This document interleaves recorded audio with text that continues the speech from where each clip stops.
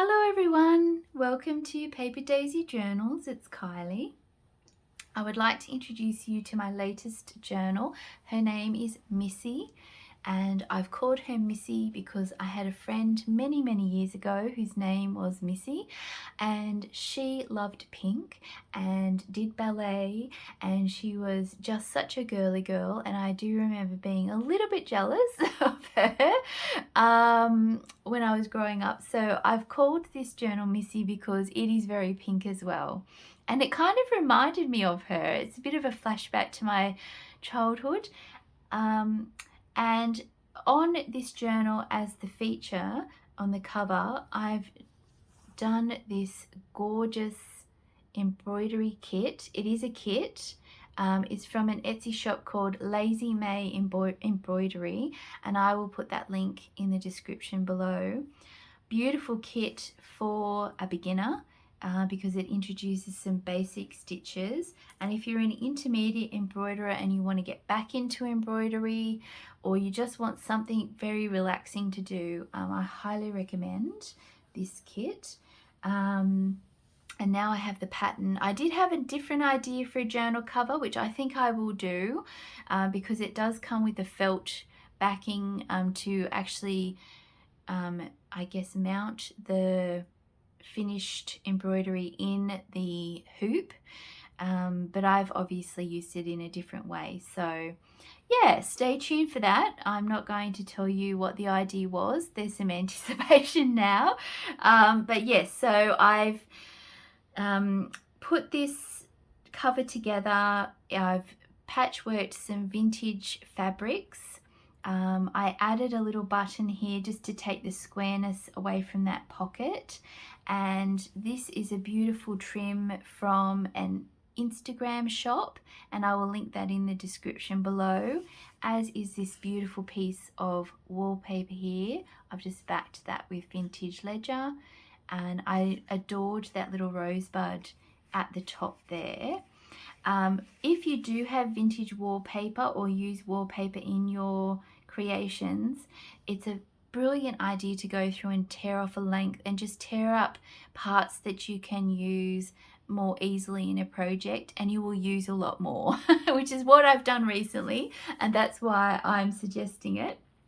I have added some little hearts. I've used some daisy chain stitches to make little hearts on the cover there. If I've just repeated myself, it's because I've had to start this a few times and I'm not sure what I've said now, so I'm just going to push on. But if I've completely repeated myself, I'm not nuts most of the time. I've just had to restart this video a few times, so I do apologize. On the spine here, I've used some antique beads, some glass beads, and done a crisscross pattern, and I've also stitched some more of those little hearts. I think my next slow stitch cover will definitely have some of these on it, because they're super cute. I was inspired by the heart obviously on the front cover. On the back here I have some more little tiny hearts stitched in, and this is some Sari Trim. It doesn't have any bling, and it was white, but I have dyed this with avocado dye, and I've dyed some with tea stain. I've tea stained some, so it's a great way to actually get that texture and those beautiful patterns, but without the bling, if you're not really into that sort of thing. This is from BohoTree, and I will link that. It's an Etsy shop and on Instagram in the description, so a couple of new shops to check out.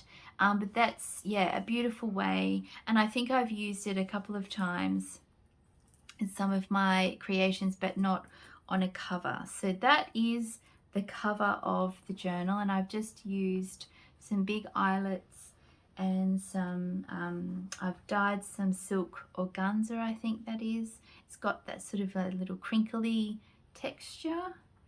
And going into the journal,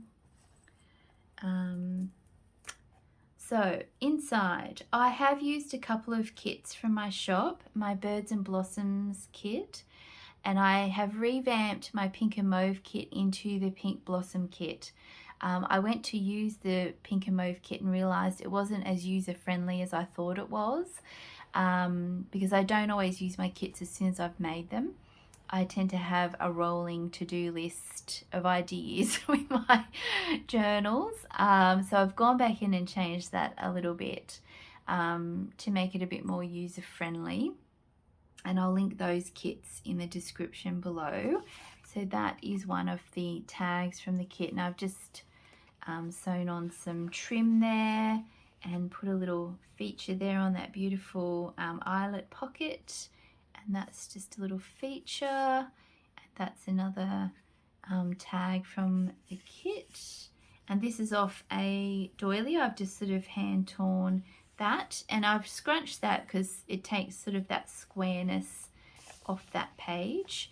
I have used original pages too. This is from a French fashion magazine from the late 1800s and the early 1900s. And avocado stained paper. I've used all the little bits and pieces in this journal. You'll see in the end, I do fatigue at the end of a journal, and I'm very reluctant to put all the bits and pieces away. So I tend to actually just try and shove them in the journal somewhere. I won't say shove, place them creatively in the journal somewhere. And you'll see at the very end what I've sort of done with that as well, but lots of little details. That's another page from the Birds and Blossoms kit.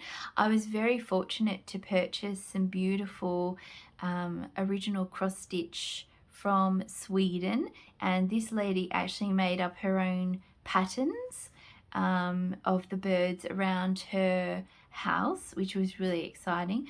And I will say 90% of my kits are from original things that I have scanned in, and I do check the copyright of all those things, just for peace of mind. That's a little glass button with a diamante in it, and I have to have a little music for the birds because it's sort of, there's a very light bird theme throughout the journal. That's another piece of ephemera from the kit with some trim. Lots of ruffles, obviously. I do love the ruffles. That's a wax seal there that I've turned into a charm. I do like to do the washi tape. Here I added a bow after I had stitched the journal together. So restitching is a bit tricky on the sewing machine. I've just used a tiny attacher, which is quite subtle there. It's hard to sew through silk. And I have very sharp needles. I stab myself quite a lot in every one of the things that I make. So yes, that's so I just stapled it on and I think it looks fine. Here I did tuck this up to make this into a pocket across the bottom, but I tore this one off because I thought, oh, it's just, I wanted it to look a bit different. So I've got the pocket on that side, but here I have stitched on a little piece of doily to make a tuck spot. And that's another one of those bird cross stitches. I think that's a red cardinal. I will eventually make something with those cross stitches. The clusters I've been making, I've just been sewing on with a button. Because I like the little thread bow at the front because it's also less messy at the back, although there's a couple of little holes there. And that's another piece of ephemera from the kit and just some little details there. Another gorgeous lace. It's sort of a pocket tuck spot, but I love that hidden garden look through the lace. And I've just included one of these French receipts.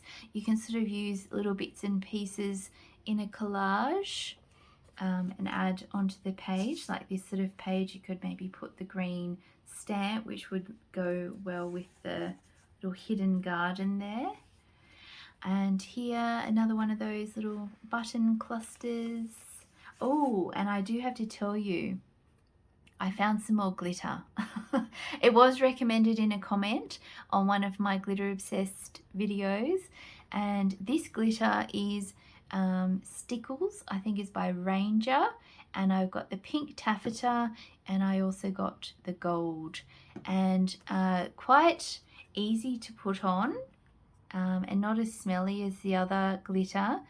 And it is glitter glue, so it does stick. I was quite surprised how well it stuck. They've obviously improved their formula since I was a kid, because I remember glitter glue not being that great.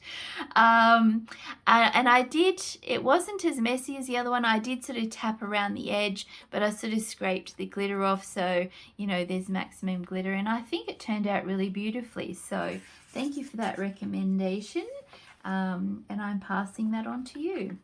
And that's a little vintage crystal there, and another tag. This is really cool. It's antique fabric, but when I scan it, it still has that fabric texture, so it actually looks like a fabric tag, but it's not. And just some features here, some beautiful sort of layering, which tends to sort of just happen in my journals. I think because it comes with experience and it's intuitive now for me, so I can't really explain. I don't flip backwards and forwards to make sure that things fit and work. I kind of just do it and it just sort of happens. So there's certain pages and parts that when I do a flip through, I kind of fall in love with it because I think, oh, that worked really well.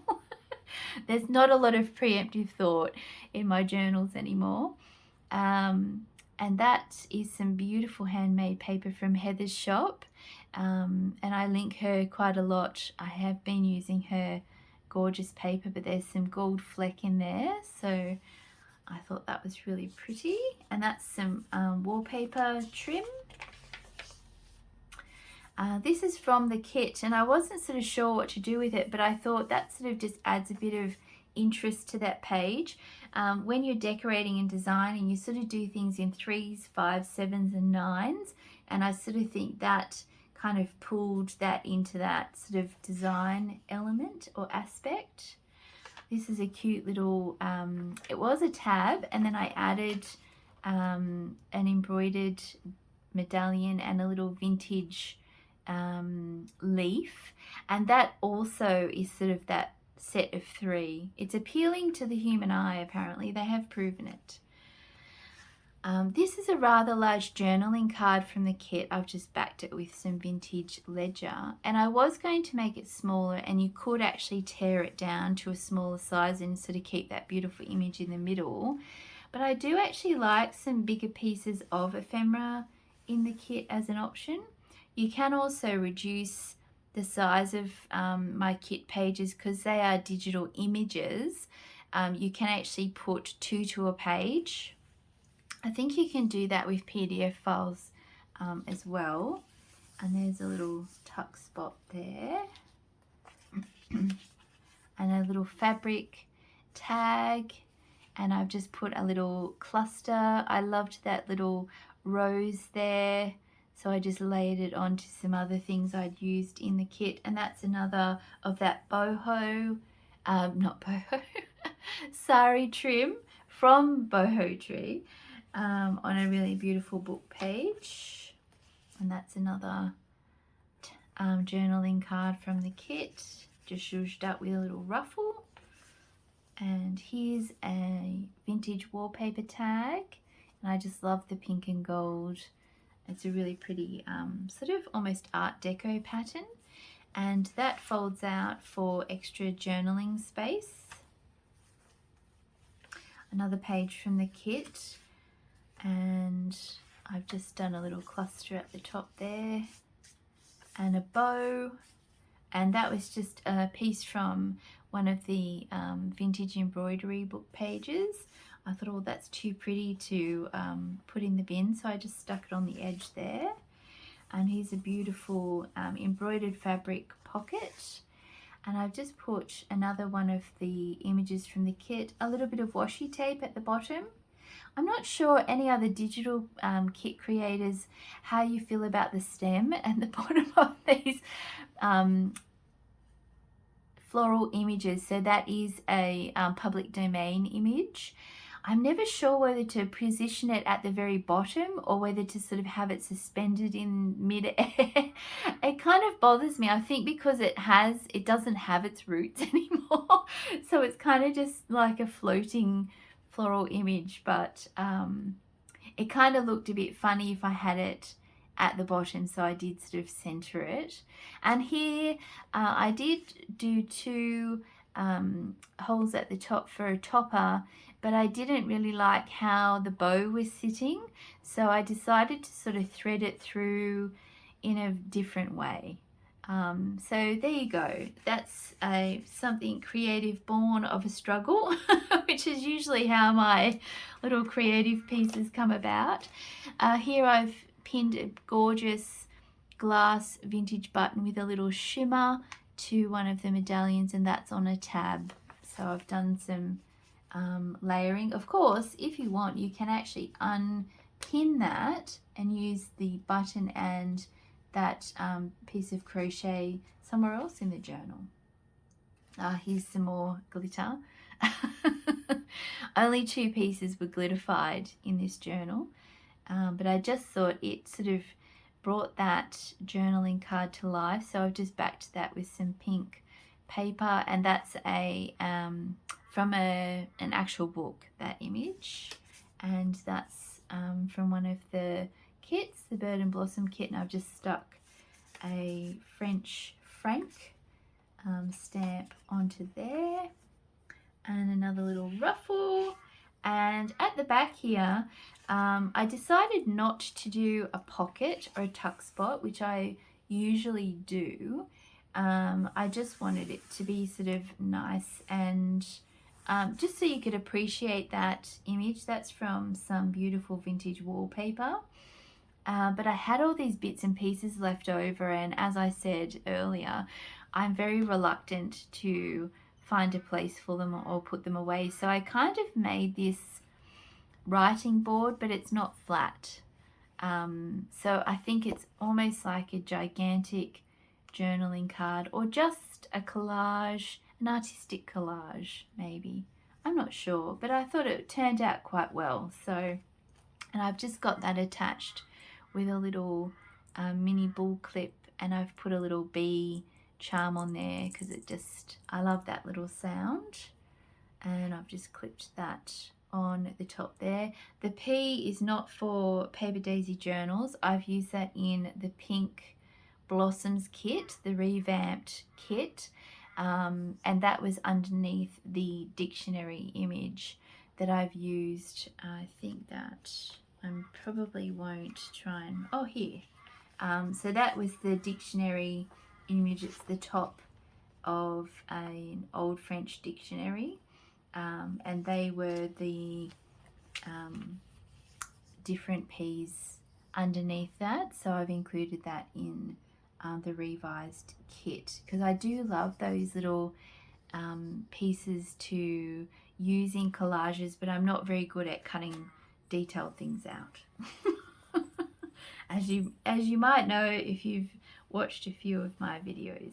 So that is Missy, and yeah, a real joy to create this beautiful embroidery kit and my little hearts, and I will see you in my next video. Thanks for watching. Bye.